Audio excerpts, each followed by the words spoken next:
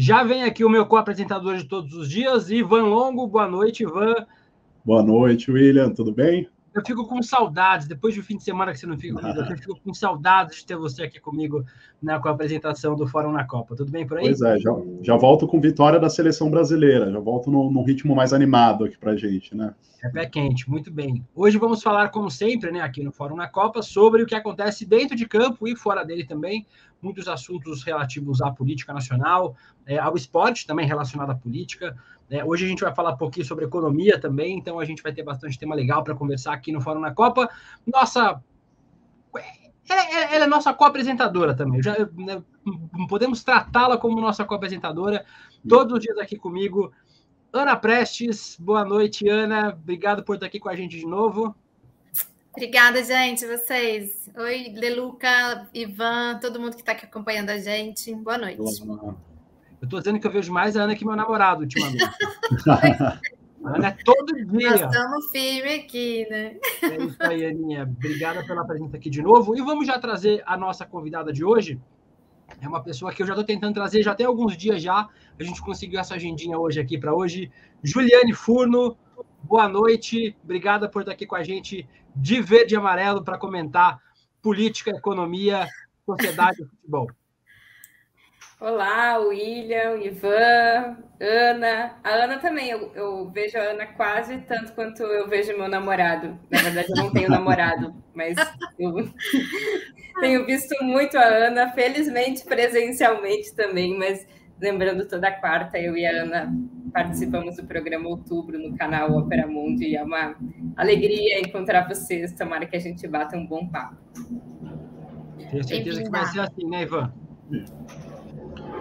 Cortou aqui para mim, William, desculpa, não ouvi o que você falou. Não, eu disse que tenho certeza que vai ser um bom papo, né? A gente vai começar falando sobre a goleada do Brasil. É isso aí. O Brasil meteu 4-1 na Coreia do Sul. Finalmente um jogo com futebol realmente para empolgar, né? Para o pessoal sentir confiança nessa seleção, né? Tô decepcionado, achei que virava 4 e terminava 8, mas não terminou. O Brasil economizou gols no segundo tempo. Mas foi uma grande vitória da seleção. A gente estava com medo aqui, não estava com receio. Todo mundo estava com receio depois da derrota para a seleção tipo de Camarões, mas mostra, na verdade, que o Tite acertou, assim como o técnico da seleção da França. A França poupou seus titulares no jogo contra a Tunísia, perdeu o jogo, mas foi um passeio nas oitavas de final. O Tite também poupou o seu time titular e a gente conseguiu uma classificação muito tranquila, né? Acho que não teve nenhum perigo, já que o Brasil abriu o placar logo cedo, controlou o jogo todo, podia ter feito muito mais gols, podia ter feito 6, 7 gols, mas aí acabou esbarrando no goleiro sul-coreano e também um pouco de pressa, um pouco de individualismo de alguns jogadores que não deixaram o Brasil ampliar o placar. O que você achou desse jogo, Juliane? Eu gostei muito, achei o time bem articulado. Eu sempre lembro do Tite falando, desde que ele treinava o Internacional, que é o meu time, ele sempre dizia, né, na saída dos jogos, posse de bola, triangulação, e hoje parece que eu vi o jogador ali recebendo e aplicando o recado do professor. Estava um time coeso, né? Ele conseguia jogar não só pelo meio, mas conseguia fazer aberturas ali, né? Por quem vinha pela esquerda e pela direita. Eu fiquei muito satisfeita, assim. Achei um time com garra também, né? Um time que não perdia nenhuma bola, um time com mais velocidade de jogo também. E eu fiquei muito feliz com o gol do Vini Júnior, do Richarlison. Fico muito feliz com esses jogadores se destacando. Eu fiquei particularmente mais confiante ainda que o Hexa vem. A Ana foi quem mais chegou perto do palpite, né? Eu tinha apostado em 1-0, uma zebra japonesa, errei todos os meus palpites, como sempre. A Ana é quem mais acerta aqui nesse programa. Chegou mais perto. Quase deu Japão, hein? Quase deu Japão. Mas você chegou mais perto, foi 3-0, né? Eu acho, né? Acho que foi 3. Não lembro se foi 3-0 ou 3-1, mas meu palpite foi esse. Aí eu lembro que você falou assim, Deluca, não, acho que o Brasil não tá tão bem, vou de 1-0. Mas eu gostei muito do jogo, eu achei que tinha que ter mais gol no segundo tempo, mas eu gostei muito. Foi muito bom, foi um jogo feliz, assim, que estava todo mundo alegre ali, colocou todo mundo para cima, se percebia, assim, a sintonia, o entrosamento, a leveza, vão para frente. Foi muito bonito de assistir. Gente, e ainda falando sobre o jogo da seleção, né? Hoje, um dos gols foi do Neymar, né? O segundo gol de pênalti. E não sei se todo mundo lembra, mas o Neymar, ele havia, lá na campanha eleitoral, prometido dedicar um gol a Bolsonaro, né? Dedicar o seu primeiro gol na Copa a Bolsonaro, declarou voto, participou daquela live com o Bolsonaro, né?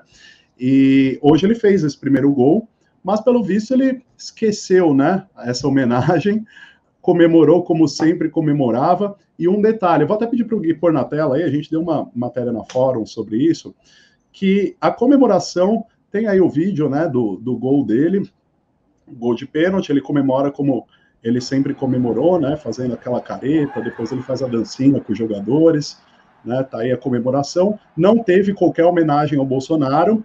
E, além disso, o gol foi feito aos 12 minutos do primeiro tempo, né? A comemoração veio aos 13 minutos. Ele tinha prometido fazer o 22 para o Bolsonaro, né?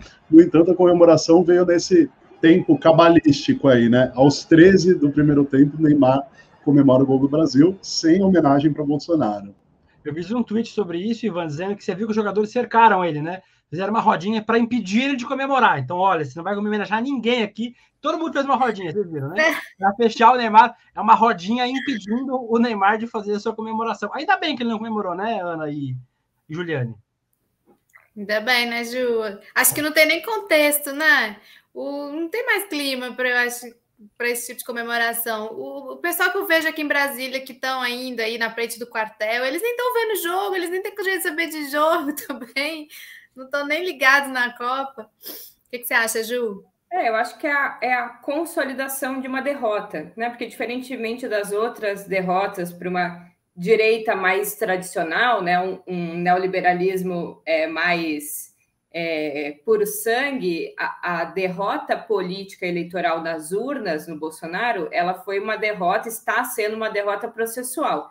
Talvez o primeiro grande elemento que selou a derrota e que foi dirimindo a possibilidade de um levante de caráter golpista foi a ala mais política, principalmente representada pelos partidos do Centrão, né? Rodrigo Pacheco logo se pronunciou, quer dizer, a base de sustentação política daquele centro de caráter mais fisiológico rapidamente se posicionou democraticamente, né, a favor do resultado das urnas, e em seguida vários outros setores de uma ala mais ideológica, como o próprio Malafaia, os setores com maior poder econômico, também a própria mídia, né, que nesse momento, desde os primeiros intentos ali de caráter mais golpista, com o fechamento das estradas, já nomeava essas manifestações como manifestações golpistas e antidemocráticas, e agora, né, o que restava de ala golpista, que é essa mais ligada, de certa forma, a um senso comum, né, de certa forma fecha a porteira para qualquer possibilidade que ainda existiria de uma resistência, que não é essa resistência subjetiva, essa vai ser mantida, porque eles têm né, agora um elemento que é essa contestação das urnas do segundo turno, então eles precisam se agarrar nisso para simbolicamente ter algo que os permita se manter coesionado e dizer, olha, mais uma vez, assim como foi o STF, assim como foram os governadores na pandemia, assim como foram outras forças ocultas, o TSE também jogou contra a gente, eles vão se manter nessa posição vitimizados, né, e por isso eles vão se manter coesos, porque essa identidade de vítima de um sistema que o cerceia é uma identidade poderosa, mas eu acho que aqui se consolidou o findar de qualquer iniciativa de caráter mais poderosa que pudesse sinalizar, de fato, uma resistência com capacidade de mobilização na sociedade brasileira. Eu acho que foi aqui a gota d'água. Legal, gente, para a gente só fechar essa questão do jogo do Brasil hoje, né? No final, todo mundo deve ter acompanhado que os jogadores da seleção brasileira prestaram uma homenagem ao Pelé, né? Entraram no gramado com uma faixa com o nome dele, uma foto. A gente já tinha mostrado aqui na semana passada, tá aí a foto, a gente já tinha mostrado aqui na semana passada homenagens que foram feitas a ele pela torcida, né, pela torcida brasileira e de outros países também, lá no Catar, né, homenagem tanto na arquibancada quanto na parte de fora do estádio. E hoje, merecidamente, né, os jogadores da seleção brasileira tomaram essa atitude de homenagear o Pelé. Inclusive, ao final da partida, eles falaram sobre isso em entrevista, né, o Neymar falou que esperava que essa vitória trouxesse um pouco mais de conforto para o Pelé. O Richarlison também dedicou a vitória da seleção ao Pelé, que como todo mundo sabe, está internado no Hospital Albert Einstein, em São Paulo, lutando contra esse câncer. Enfim, o que você achou, Juliane, dessa homenagem da seleção ao Pelé? Enfim, é muito representativo, né, numa Copa do Mundo, o maior jogador, considerado o maior jogador aí do país e do mundo, receber essa homenagem da própria seleção brasileira, né? Eu acho muito bonito e acho muito importante. Eu acho que a gente tem que ter capacidade de relativização e de uma certa separação, não alienada ou não abstraindo diversas determinações, mas uma separação, de certa forma, do autor da obra, principalmente quando ele se propõe a fazer coisas distintas, né? Eu acho que o Neymar, ele é outra natureza crítica ao Neymar, porque é um sujeito que se posicionou neste momento histórico, nessa eleição, que estava em jogo muito mais do que uma disputa de projeto, de política econômica, mas estava em disputa, inclusive, a vida, né, a continuidade de reprodução da própria frágil democracia brasileira. E o Pelé é um jogador de futebol, né? Ainda que a gente possa levantar críticas do que a gente gostaria que ele tivesse feito, ou como a gente gostaria que ele tivesse se posicionado, especialmente na questão racial, o Pelé é um símbolo inconteste de alguém que fez história e colocou o Brasil na história dos grandes campeonatos mundiais. É bom lembrar que o Pelé também tem coisas na sua trajetória que merecem ser mencionadas, né? O Pelé, ainda ali no bojo da tentativa, né, nos bastidores da eleição do João Avelange para a presidência da FIFA, articulou os países do continente africano, foi encontrar o Mandela, né? Tem elementos também importantes da sua própria história. Assim como o Vargas Llosa vai ser sempre um autor de literatura importante, que pese a gente possa fazer críticas quando ele se posiciona politicamente, eu acho que é importante esse tipo de separação para que a gente também não seja bitolado ao ponto de ser, sei lá, um Faria Limer, que, por exemplo, faz uma crítica brutal e leva a saída do Guido Mantega da equipe de transição do planejamento, sendo que a pessoa que mais sabe de planejamento, que mais tempo ficou no Ministério do Planejamento e na Fazenda foi ele. Assim como eu acho esse tipo de ação completamente arbitrária e descabida, eu acho que não rendeu uma homenagem a quem ganhou 2 Copas do Mundo, inclusive com 20 e poucos anos, e que é um símbolo do futebol brasileiro numa Copa do Mundo, num momento, né, de já quase o desligar dos aparelhos, seria completamente negligente com a nossa história, o que o futebol hoje representa, o que o Brasil hoje representa em Copas. Então, eu acho que é muito bonito, eu fico muito satisfeita que a gente não perca a memória dos nossos heróis, sejam os heróis que a gente gostaria que tivessem sido e os heróis que são os nossos heróis a despeito das nossas críticas. O Pelé e o Edson Arantes são 2 pessoas diferentes, né? A gente costuma dizer que o Pelé é a entidade jurídica e aí a gente tem a entidade física, né? São 2 entidades diferentes. Tem gente que já falou aqui sobre o lance com a filha, né? Do abandono da filha, do lance da paternidade. Então, tudo isso são críticas muito justas, mas a própria Ana já lembrou aqui várias vezes para a gente que o Pelé tem esse papel, né? Teve esse papel de embaixador brasileiro no exterior por muito tempo. Outros jogadores hoje cumprem essa função também, mas em um período onde a gente não tinha internet, o Pelé ia nos países fazer essa função, né? Ia na África, ia na Ásia, ia na Europa inteira, viajando e falando sobre o Brasil, né? Levando o Brasil para as pessoas conhecerem.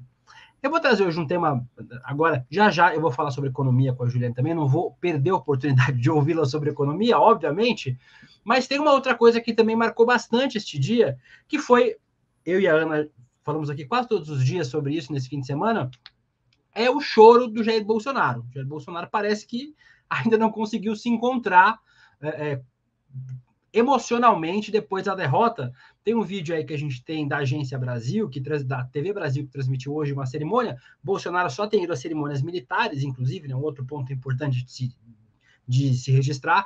Vamos ver aí o momento em que o Bolsonaro é flagrado novamente em fortes emoções.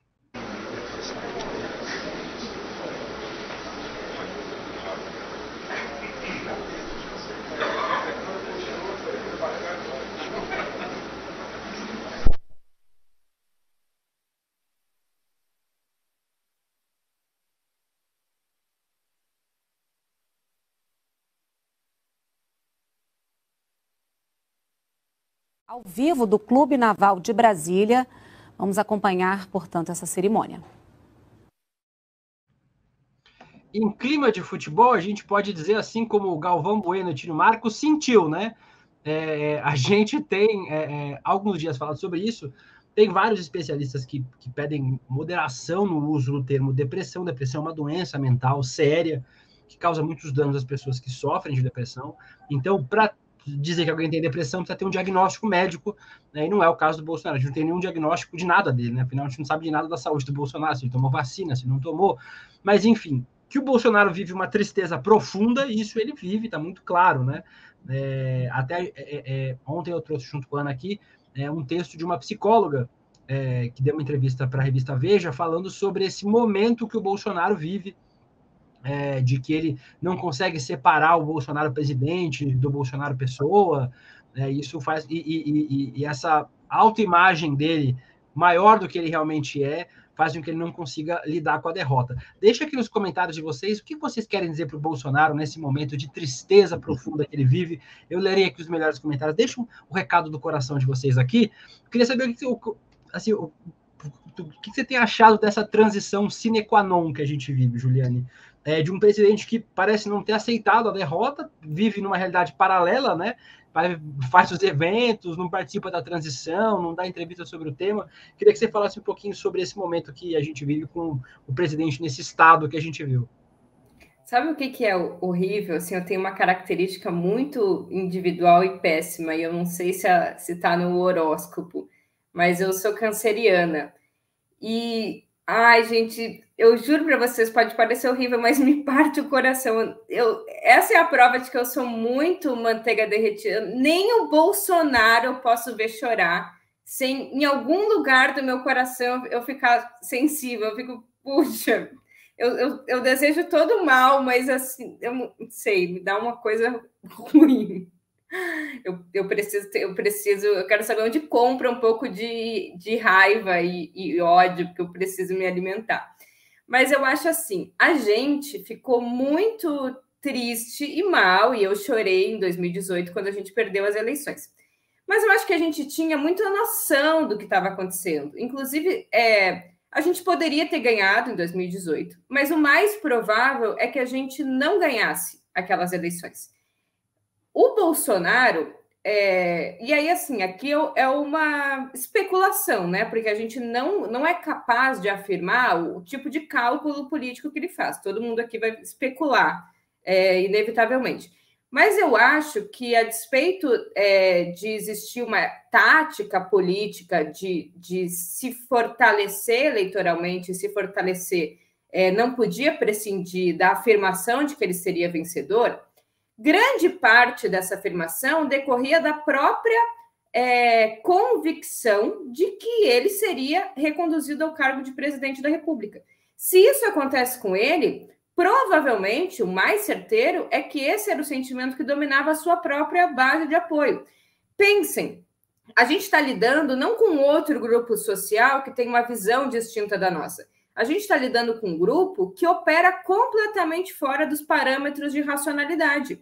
É um grupo que não só acredita nas maiores barbaridades possíveis, mas é um grupo que abre espacato em Copacabana, é uma pessoa que se coloca na frente de um para-choque, anda quilômetros num caminhão numa autoestrada. Se não pode ser, ou é muita convicção ideológica, ou é um pouco de cabeça fora da realidade concreta.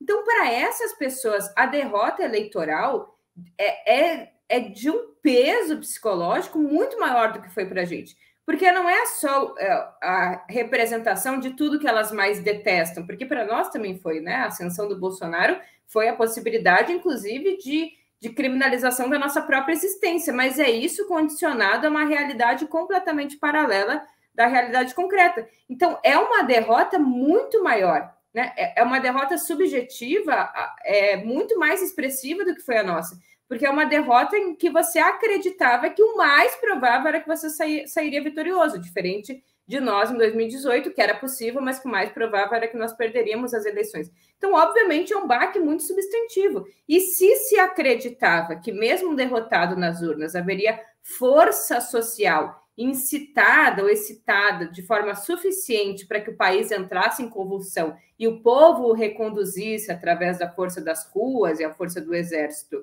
à presidência da República, e isso não tendo ocorrido, é um duplo choque, né? Porque é o choque de perder nas urnas, é o choque de perder nas ruas. Então, eu acho que o choro, ele expressa a formação ali, né? Usando a narração de futebol, vai se formando um clima terrível.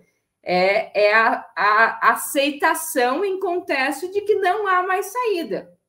E de que acabou para o Bolsonaro e para a sua família um aparelho de sustentação e de reprodução fundamental da sua própria existência, que são os aparelhos do Estado. E que agora, mais uma vez, obviamente, eles têm um grupo coeso e importante, mas que vão ter que se reproduzir fora das estruturas de orçamento secreto, de diversas formas ali de contratação e de reprodução da própria base que não passa mais pelo Estado. Então, eu entendo que ele chore, porque é um clima muito dramático que está se consolidando no país. A diplomação é daqui a pouco e a posse vai acontecer, porque não existe forças, nem a nível internacional, nem a nível doméstico, que vão sustentar qualquer intento de caráter golpista.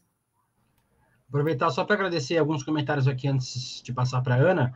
O Lucimário Fernandes, perdeu o Manezão, assuma que dói menos. E o clássico vai chorar até quando, né? Infelizmente o Bolsonaro deixou muitas frases como legado, então a Ivone Moraes disse aí, outras pessoas disseram aqui também. A Vera Andrada, a miséria emocional do inominável é mero reverso da empáfia arrogante com que desrespeitou, ofendeu, levou à morte de milhares de brasileiros e brasileiras. Verdade, concordo plenamente, Vera. A Maria Lorizete Souza, e eu estou muito feliz e não sou psicóloga. Muito bem, Lorizete.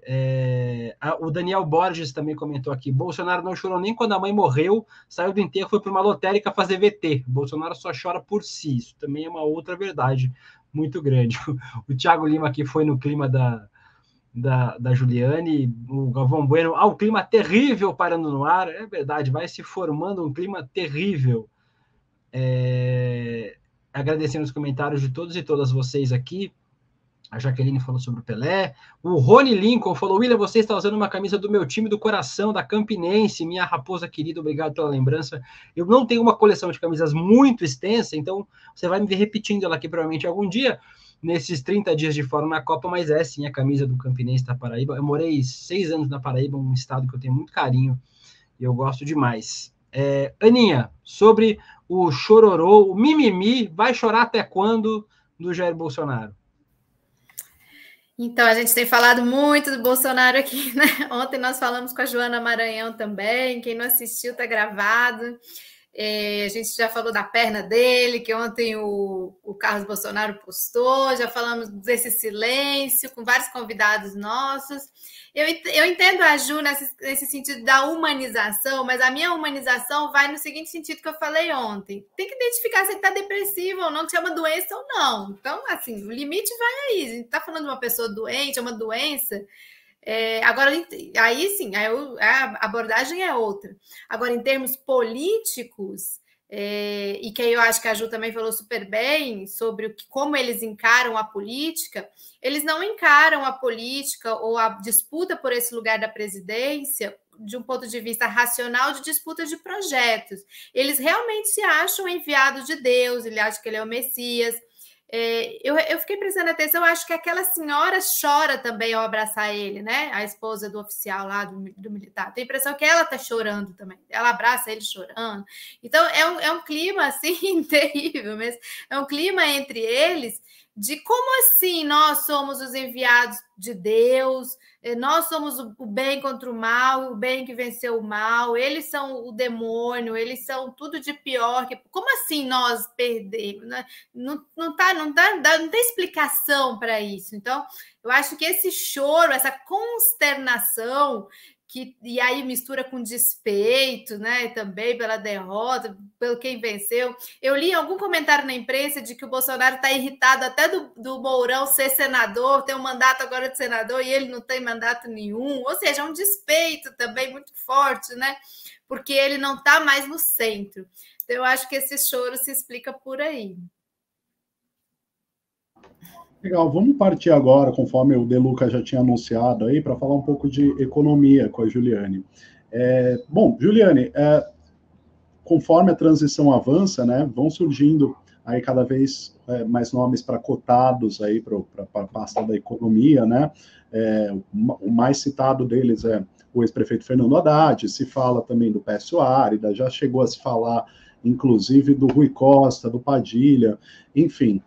E a gente viu logo depois da eleição da vitória do Lula, né, toda uma grita muito grande do que se falava do mercado cobrando o Lula sobre teto de gastos, né, e o Lula deu aquelas respostas dizendo que o mercado é muito sensível, enfim. Isso só para a gente contextualizar aqui para quem está nos assistindo, mas eu queria que você falasse um pouco sobre o que você espera aí da economia no governo Lula, como você vem enxergando esses nomes que estão sendo colocados como possíveis cotados, né? E também falar um pouco quais que você acha que vão ser os principais desafios, né, na área econômica para o novo governo diante do desastre deixado por Bolsonaro. Bom, desses nomes, me parece que o Rui Costa deve ir para alguma outra função, eu acho, talvez Casa Civil. Ele é um cara que tem muita experiência em gestão, eu acho que ele deve ser melhor aproveitado numa função, né, de outro tipo.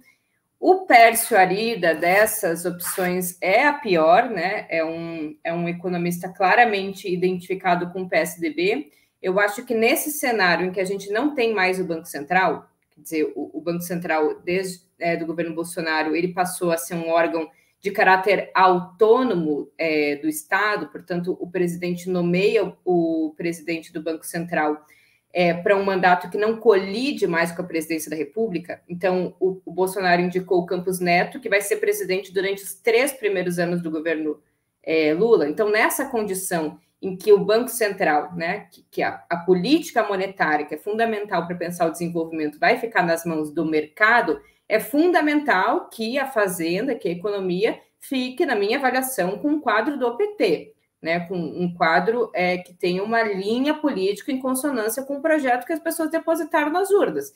E essa eleição foi uma eleição, em alguma medida, de caráter plebiscitário, no que tange à democracia, mas em grande medida pautada pelo debate econômico, pela política econômica, né, pelo desastre que foi a crise e as distintas respostas que se dava para ela. Uma com mais Estado e outra com mais mercado. A opção foi mais Estado, né? Quem responde a isso me parece que tem que ser um candidato do PT. Tanto o Padilha quanto o Haddad me parece que são boas opções.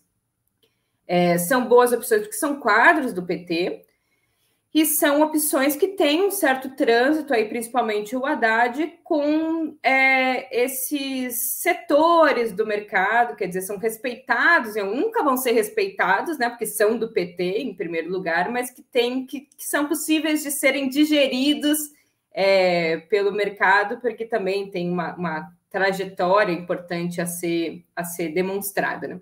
Eu acho que o desafio são 2, né? Precisam ser 2, na verdade. Precisa ter um desafio de curto prazo, de caráter emergencial, que eu acho que tem que ocupar no máximo o primeiro ano de governo, que é a reversão da tragédia que foi a condução da economia brasileira desde 2015, mas sobretudo a partir do golpe de 2016, que é lidar com a extrema pobreza, com o aumento da desigualdade, com a reversão das políticas sociais, com o aumento da fome, com as mudanças no mercado de trabalho, a precarização substancial das relações trabalhistas, quer dizer, arrumar a casa, né, para ter, de novo, um mercado de trabalho pujante, mais formalizado, com uma taxa de desemprego diminuta, que pressione, inclusive, os salários para cima, uma política de valorização do salário mínimo, política de transferência de renda, programa de aquisição de alimentos, acabar com a fome, reduzir a extrema pobreza, todas essas políticas que a gente chamaria pelo lado da demanda, né? Um trabalhador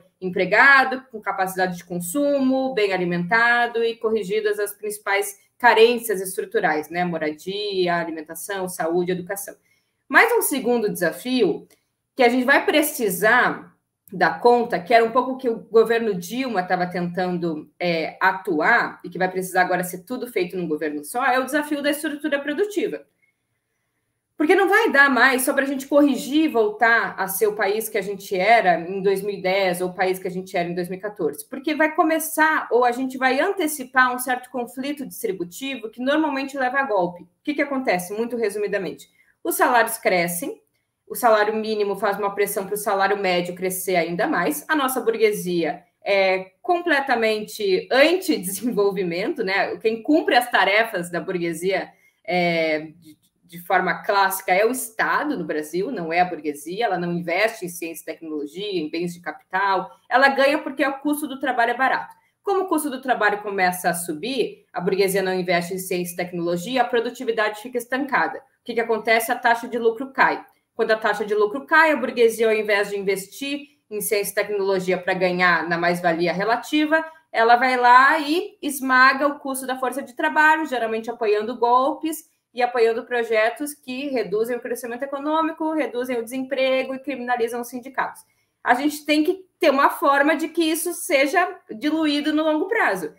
Então, precisa ter política industrial, o Estado precisa investir em empresas, em indústria, em ciência e tecnologia para elevar a produtividade dessa economia para que o conflito distributivo seja mais diluído. Outro conflito que aconteceu em alguma medida em 2013, as pessoas estão acessando as universidades, mas elas acessam as universidades e não tem mais o emprego correspondente àquele tipo de emprego que normalmente é guiado em alguma medida pela indústria. Né, o mesmo marketing, o TI, os profissionais liberais, uma economia cada vez mais especializada em produtos primários, ela não gera a correspondente oferta de trabalho que a pressão das pessoas que estão fazendo universidade demandam ter. Então, acontecem outros conflitos. Então, vai precisar ter mudança estrutural. E aí, pegando o ensejo de hoje, a Coreia do Sul, a gente eliminou no futebol, mas ela nos dá uma grande mostra de o sucesso de um Estado com planejamento, planos quinquenais, um Estado subordinando a burguesia industrial, obviamente contou com relações benéficas do imperialismo estadunidense, mas que mostra que precisamos destravar esse nó, que é uma economia que vai crescendo, trabalhadores que vão ganhando mais, as universidades que vão abrindo novos cursos e as pessoas que não encontram correspondência no mercado de trabalho e vão se acirrando contradições que, por outro lado, a gente também não disputa no fronte ideológico, que levam a conflitos que acabam recaindo contra a gente mesmo. Então, acho que são esses dois desafios. Juliane, tem muita gente que traz o debate sobre a política fiscal, né? No final do mês passado, 4 economistas assinaram um texto, 3 economistas, o Armínio Fraga, o Pedro Malan e o Edmar Baixa, defendendo o teto de gastos, né, a manutenção do teto de gastos. Outros economistas responderam essa carta, entre eles o Luiz Carlos Bresser Pereira, e outros 4 economistas respondendo, dizendo que dá para manter uma política fiscal equilibrada e também a responsabilidade fiscal, que é importante, sem o teto de gastos, né? Diz que é uma falácia dizer que é preciso manter o teto de gastos para que você tenha responsabilidade fiscal. Eu queria saber o que você tem a dizer sobre isso e se esse vai ser um desafio extra do presidente Lula, governar sem esse teto de gastos, que é uma coisa que ele já disse que não entende ser necessária para poder ter uma política responsável. Esses economistas, eles têm um manual, eles se formaram num manual. Aí o manual diz lá que quando se gasta muito, precisa contrair muita dívida pública, daí se a dívida pública está muito alta, que nunca disseram o que é muito alto. Muito alto é um conceito abstrato. Aí dá inflação, porque tem uma pressão de demanda, e se a dívida pública está alta, os agentes cobram taxas de juros mais elevadas para seguir emprestando para o Estado, e juros mais elevados causa baixo investimento que leva a desemprego. A gente tem história, que bom, e a gente tem uma história recente. O governo Lula não tinha controle de gastos. Aliás, a história do Brasil foi uma história de nunca ter havido controle de gastos. E a gente nunca quebrou. E nunca teve inflação de demanda explosiva. E a taxa de juros sempre foi uma variável que foi controlada pelo Banco Central. Nunca teve a ver com... Dinheiro superávit, né? Que todo tempo era a gente falando quanto está o superávit, como é que está o superávit. Exato. Né? Nunca teve controle de gastos. Nunca teve teto de gastos. O governo Lula, ele fez superávit fiscal. Ou seja, ele arrecadou mais do que ele gastou, mais ou menos 2% do PIB por ano. Certo? Vou repetir. Lula fez superávit primário, que é toda, né, a receita menos a despesa, que não inclui receita nem despesa financeira, tudo que não é juros. Ele fez, então, superávit de 2% do PIB por ano. Como que ele fez superávit? Cortando gastos? Não. Ele fez superávit aumentando o gasto. O gasto cresceu numa média anual 5% ao ano. Eu tenho vontade de botar uma placa, sabe aquelas placas das pessoas vendo ouro no centro de São Paulo? Dizendo assim, ó, como equilibrar as contas públicas gastando? Pergunte-me como. Sabe como é que nós vamos reequilibrar as contas públicas e vamos ter responsabilidade fiscal? Ou seja, vamos gastar menos do que a gente arrecada? Gastando. Parece que eu sou louca, né? Vão vir aqui com uma camisa de força me levar para um hospício. Não, porque agora não pode. Mas é assim. Porque o governo Lula ele conseguiu fazer superávit gastando. E no governo Dilma, e principalmente pós-golpe, houve déficit cortando gasto. Então, essa lógica de que é cortando gasto que a gente faz superávit simplesmente não existiu no Brasil nos últimos 20 anos. Quando a gente fez superávit, a gente gastou. A crítica era que o superávit tinha que ser maior, não tinha isso? Tem que ser 4%. Eu lembro disso, assim, de virem umas críticas, eu acho que, né, do setor até liberal e tudo, que o superávit estava baixo, tinha que ser mais alto. Mas era um absurdo, porque, inclusive, nas duas primeiras gestões do Palocci, o superávit foi maior ainda do que era o recomendado pelos organismos do receituário econômico. Então, não faz sentido. Só existe uma forma de ter responsabilidade fiscal, é gastar. Porque se a gente gastar agora, a gente vai criar condições de aumentar a receita no futuro, porque o gasto de um é a arrecadação do outro. Nesse momento que ainda persiste crise, que eu tenho medo de gastar, porque eu não sei se eu vou ter emprego, que as empresas têm medo de fazer investimento porque elas não sabem se alguém vai consumir, se ninguém gasta, o ciclo só pode seguir sendo recessivo. É neste momento que o Estado gasta mais do que ele tem. Para quando houver normalidade econômica, aí sim o Estado faz economia, faz superávit, vai pagando e abatendo a dívida do período anterior. Então não existe essa coisa de teto, isso não faz sentido para os direitos humanos, isso não faz sentido para a desigualdade, isso não faz sentido para herança histórica que a gente tem no Brasil, com a fome, o desemprego, isso não faz sentido para as contas públicas. Tanto é que a gente tem teto de gastos desde 2016 e a gente só tem desequilíbrio fiscal. A gente vai voltar a ter equilíbrio fiscal em 2022 e não é porque teve corte de gasto, é porque teve uma coisa chamada inflação e aumento do preço dos combustíveis. E isso faz aumentar as receitas públicas porque a tributação é sobre consumo. Se o combustível está mais caro e se tudo está mais caro porque tem inflação, o Estado arrecada mais. Isso chama aumento do PIB nominal. Não tem nada a ver com corte de gasto. Então, o governo Lula não tem que se afiançar nessas regras fiscais que não existiam antes. Não existe em nenhum país do mundo teto de gastos assim. Alguns têm regra para controle de gastos, mas que estão relacionadas a um conjunto de variáveis.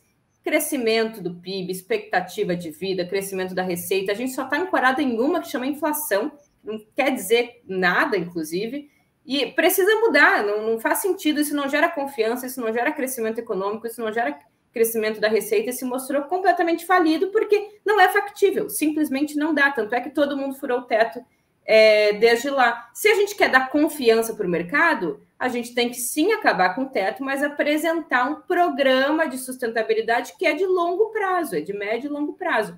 Daqui a 5 anos vai voltar a ter equilíbrio nas contas públicas. Nesses 4 próximos anos, nós vamos gastar mais do que a gente arrecada, para criar condições do mercado interno voltar a ser ativado e assim as pessoas consumirem, ao consumirem, elas devolvem através da tributação, da geração de emprego aos cofres públicos, mais do que aquilo que o Estado gasta com políticas sociais e investimento.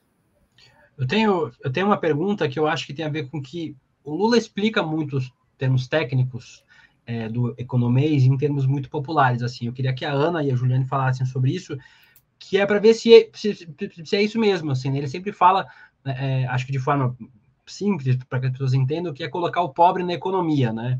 E aí você faz um mercado como o Brasil, que é um mercado que exporta commodity, gere riqueza dentro do país, né? Acho que foi esse o grande pulo do gato, tipo do Bolsa Família. Isso tem algum sentido mesmo, tipo, na prática?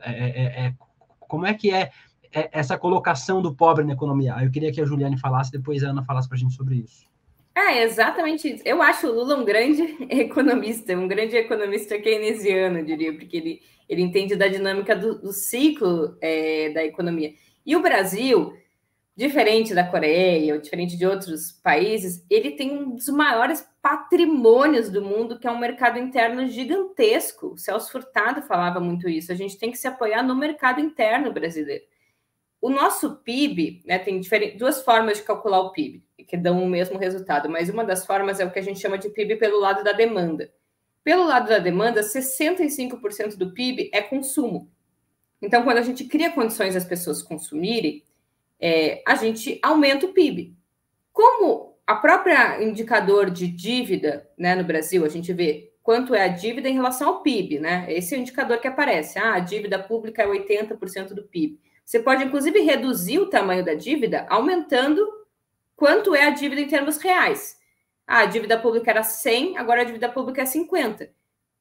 É 150. Mas mesmo aumentando de 100 para 150, ela pode se reduzir como proporção do PIB se o PIB crescer mais ainda. E se o PIB é 65% consumo, você pode aumentar o PIB do país e fazer, inclusive, a dívida cair, ou seja, ser um país com mais sustentabilidade no pagamento ou solvência da sua dívida interna. Só que aí tem até um argumento meio moral, né?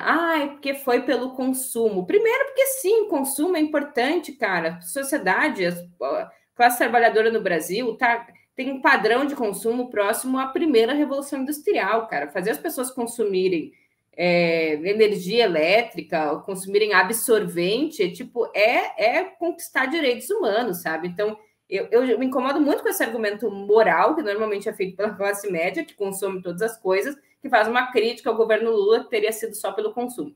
Mas o consumo, ele tem um poder substantivo, que é o poder multiplicador do consumo. Porque quando você aumenta a renda interna, né, a renda, o consumo é função da renda. Então, você consome se você tem renda. E se você consome, você faz demanda. Sempre que houver demanda na sociedade, vai haver empresários interessados em lucrar, ou seja, em abocanhar essa demanda para vender os seus produtos. Então, o consumo, ele estimula, aí sim, a variável mais importante e autônoma da economia, que é o investimento.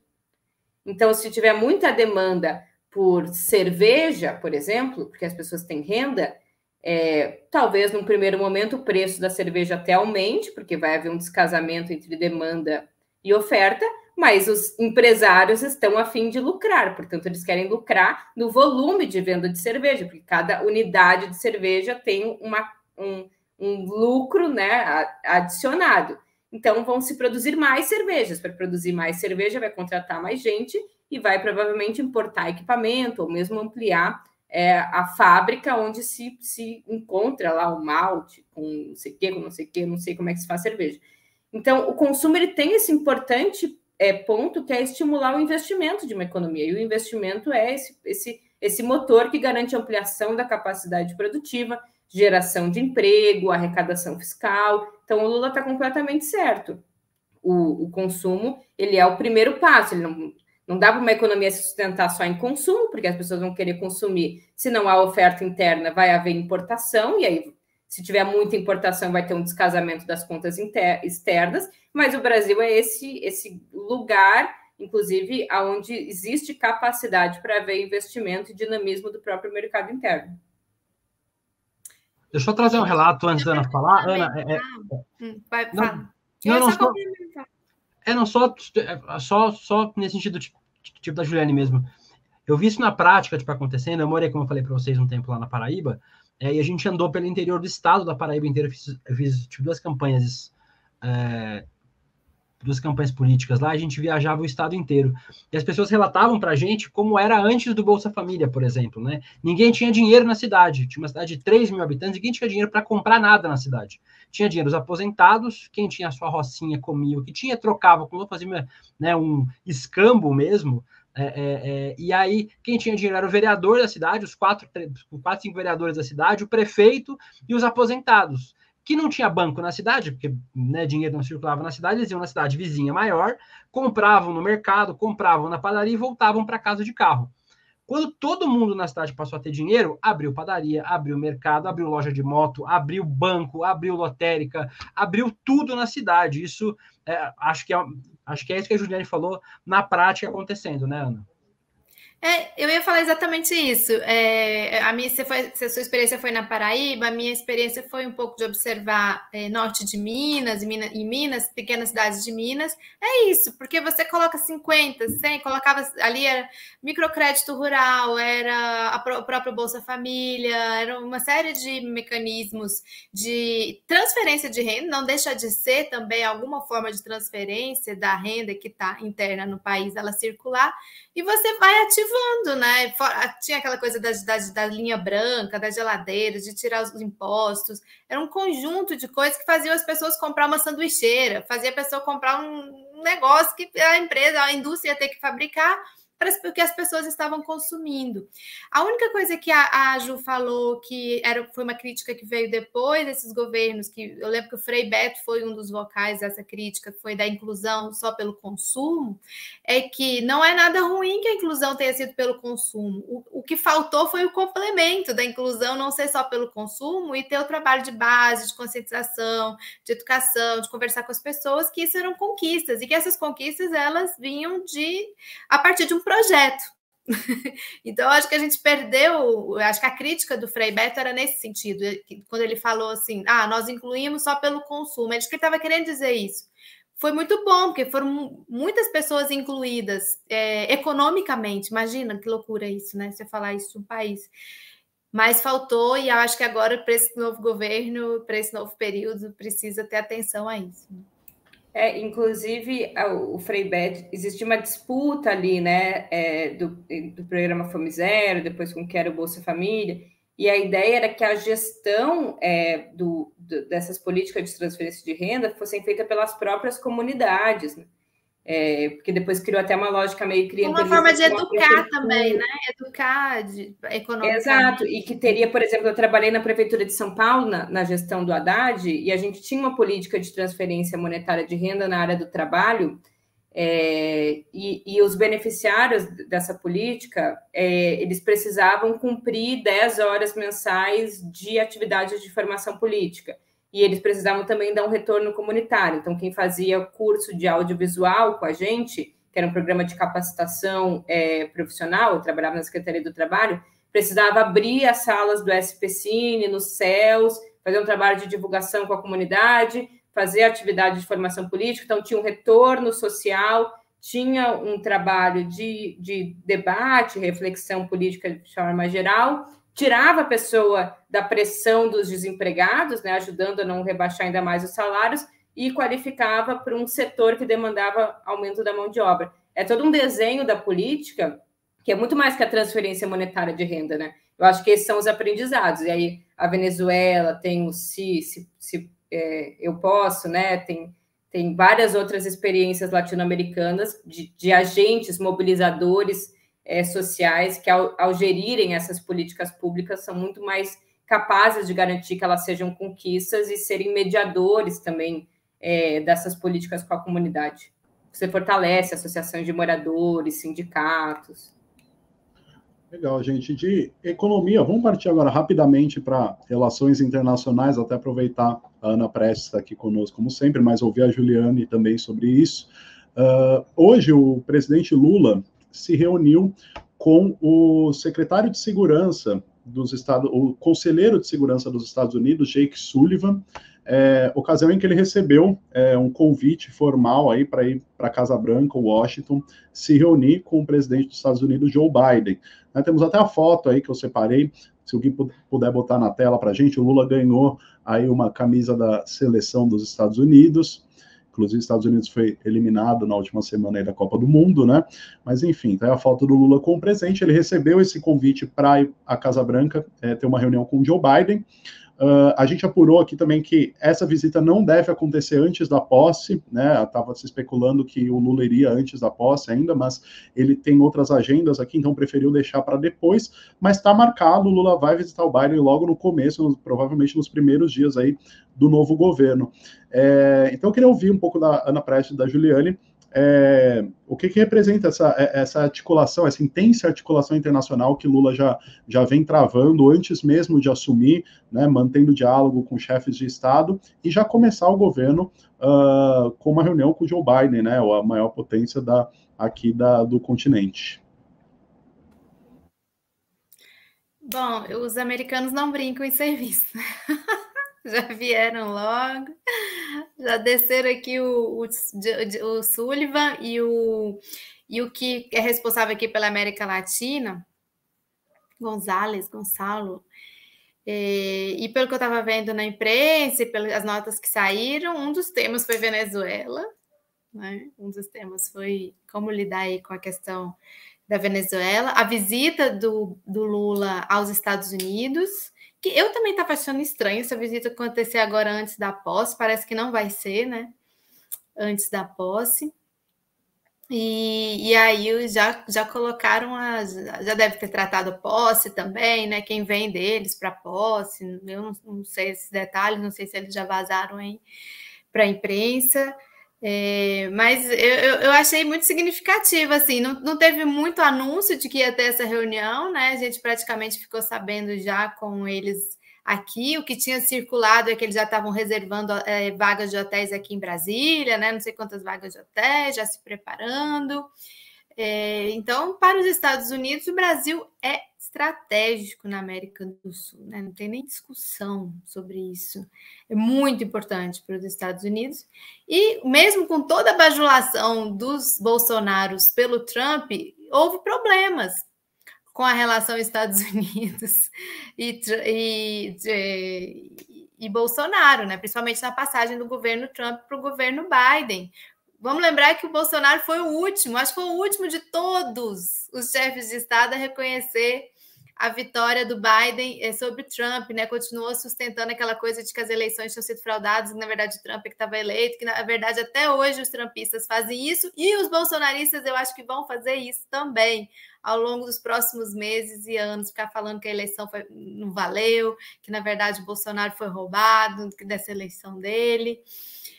Então, eu sempre vejo com muita preocupação essa relação com os Estados Unidos, mas eu acho que o Celso Amorim e todo mundo que está cercando aí o Lula vai saber lidar bem com essa relação. O que você acha, Ju? Bom, eu nem sabia dessa reunião também.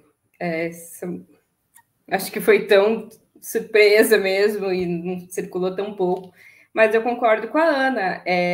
O Brasil ele é muito estratégico, né? O Brasil ele tem uma capacidade, um poder de liderança latino-americana muito expressiva, né? Nenhum país, na verdade, né, na região consegue ter capacidade de liderança pelo seu poder econômico, político, seu tamanho, mas a liderança do Lula, sobretudo, quer dizer, a reunião de duas lideranças incontestes, né? Um país gigante, com uma liderança gigante, que é o Lula, e mais do que isso, né? É o poder que o Brasil tem, são os recursos naturais que o Brasil tem, né? Essa posição estratégica que o Brasil tem, em um momento distinto do que era 2002 ou que era 2006, que é um momento em que os Estados Unidos está vivenciando uma crise da sua hegemonia, né? É um momento em que os Estados Unidos, do ponto de vista tecnológico, tem perdido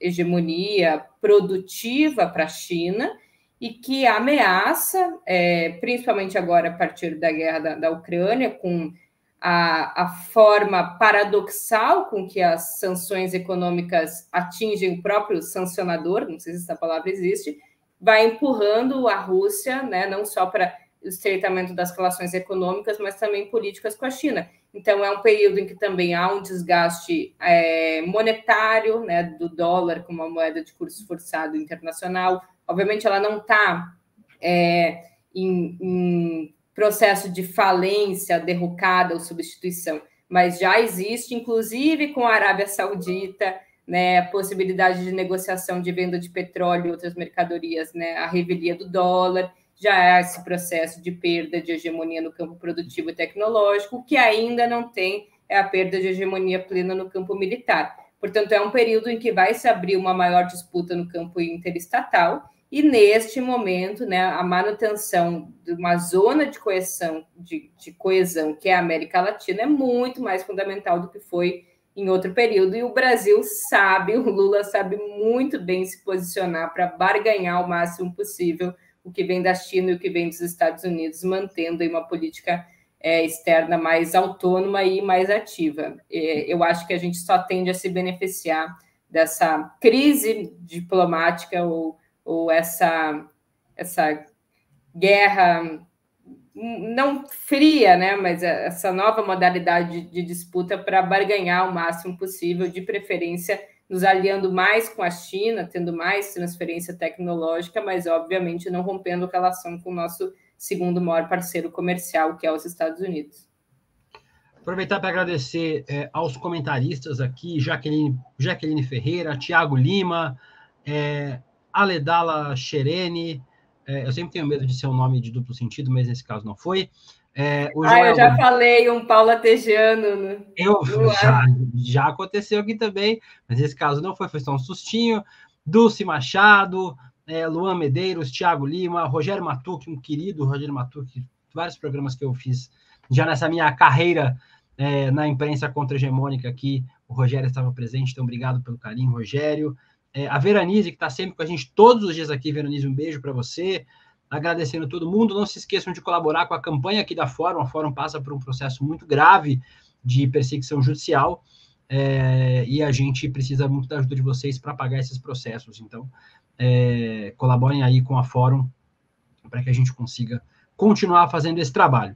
Se vocês acham que vocês vão passar incólumes em relação a palpites nesta Copa do Mundo, não passarão, Juliane Furno, você não passará incólume. Amanhã a gente fecha mais uma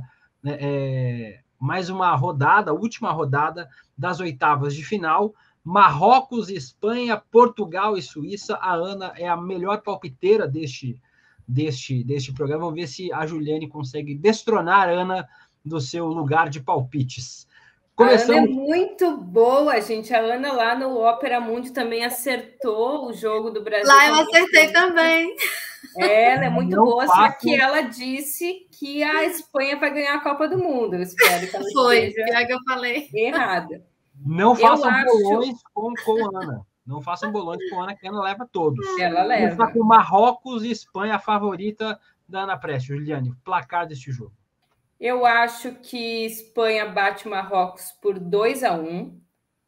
E eu acho que Portugal... Quem que Portugal vai jogar? Suíça vai 1-1, vai para pênaltis e Portugal leva. Ivan Longo. Olha, eu vou arriscar uma zebra amanhã entre Marrocos e Espanha. Eu acho que vai para os pênaltis. Espanha até leva nos pênaltis, mas eu acho que Marrocos vai levar até o final para os pênaltis e Espanha vai acabar levando. Portugal e Suíça, acho que Portugal leva um placar curto, 1-0, no máximo 2-1. Ana Prestes. Ai, vamos lá. Olha, Espanha e Marrocos, gente, eu vou torcer para a Espanha. Deixa eu explicar. Surpreendente. Surpreendente, eu sei. Até porque eu tenho dificuldade com o Marrocos, eu já falei isso aqui, porque o Marrocos, eles colonizam o povo do Saara Ocidental. Eu sou muito amiga do povo do Saara Ocidental, dessa causa do Saara Ocidental, de verdade, assim. desde a minha juventude nas relações internacionais, é uma causa que eu acho que é muito justa. E eu não consigo separar o Marrocos dessa causa. E também porque lá no Ópera eu apostei na Espanha. Então eu vou de Espanha, 2-1. Portugal e Suíça, eu vou de Portugal. Não sei, mas eu acho que Portugal vai bem sobre a Suíça. Não acho que vai ser apertado como vocês falaram, não. Eu vou de 2-0. Eu sou polêmico aqui e eu vou dizer para vocês o seguinte: não teve zebra nas oitavas de final ainda, ficou para o último dia. Vai ter que ter uma zebra. E como eu já falei para vocês, eu tenho um carinho muito grande pela seleção portuguesa, heróis do mar, nobre povo, nação valente e imortal da minha avó finita. Eu aposto uma vitória de Portugal sobre a Suíça, uma vitória confortável, vou apostar um 2-0, e eu acho que a zebra será Marrocos eliminando a seleção da Espanha. Marrocos fez uma grande primeira fase na Copa do Mundo. Eu estou apostando aí que Marrocos vai ser a grande zebra desta primeira fase das oitavas de final da Copa do Mundo. Então, eu acho que Marrocos 1-1 no tempo normal, e aí Marrocos se classifica nos pênaltis, eliminando a Espanha, do técnico Luiz Henrique, que falou que só o futebol bonito era da Espanha, não sei o quê. Vai cair nas oitavas para Marrocos. Para o desespero de Ana, que Marrocos eliminará a Espanha. Quero agradecer muito, Juliane, pela presença aqui. Foi muito legal. As pessoas estão perguntando aqui se a gente é vizinho, porque saiu o gato da minha tela e entrava na sua. Não, nós não estamos na mesma casa. Mas a gente deve ser vizinho também, porque tu deve morar na Santa Cecília também. Não, eu moro no sul. Eu moro em Santo Amaro. Moro mais para o sul. Mas então, os gatos não são na mesma casa, viu, gente? Eu e o Juliane não estamos na mesma casa. São gatos diferentes, mas que gostam de fazer aparição. Obrigado, Juliane, pela presença aqui no Fórum na Copa. Obrigada, gente. Valeu, Ivan, Ana, que a gente se vê quarta. E De Luca, muito obrigada. Adorei participar com vocês. Aninha, gente, olha, por acaso eu tô com o livro da Ju aqui do meu lado. Por acaso estava aqui na minha mão, ó. Imperialismo, uma introdução econômica, o novo livro da Juliane Furno. Amanhã eu vou lançar no Rio de Janeiro, gente. Se alguém for do Rio, às 6 da tarde, na livraria Leonardo da Vinci, lá na Carioca. Apareçam lá. Comprei o meu lá em Paraty. Vou procurar no Kindle para ler, mas depois, quando for ver a Juliane pessoalmente, eu pego um para autografar também. Tá bem. Ana. Obrigada. Tchau, gente. Tchau, Obrigado, Ivan. Ana. Tchau, Lucas, Ju, todo mundo que nos acompanha. Valeu. E, gente, lembrando que a gente ainda tem vídeo do Julinho para passar aqui, né? Dica de cultura. Então, assim a gente vai encerrando mais um Fórum na Copa com o Julinho Bittencourt. E amanhã a gente está de volta às 7 horas. Amanhã o deputado Paulo Guedes, que eu apelidei, ele gostou do apelido, ele gostou. Paulo Guedes do Bem. Então, amanhã, Paulo Guedes do Bem estará aqui com a gente, o deputado federal do PT de Minas Gerais, falando sobre tudo que vai acontecer amanhã. Valeu, gente. Fiquem aí com o Julinho Bittencourt. Até mais. Tchau, tchau. Tchau. Boa noite, queridos amigos do Fórum na Copa. Estamos aqui mais uma vez para dar uns toques culturais dos países que estão participando. E hoje eu vou falar nada mais, nada menos do que a Coreia do Sul, que jogou com a seleção brasileira hoje de tarde aí, né? Além de jogar futebol, os sul-coreanos aprenderam também a fazer outra coisa, que é o audiovisual. Não sei se vocês lembram o filme Parasita, né?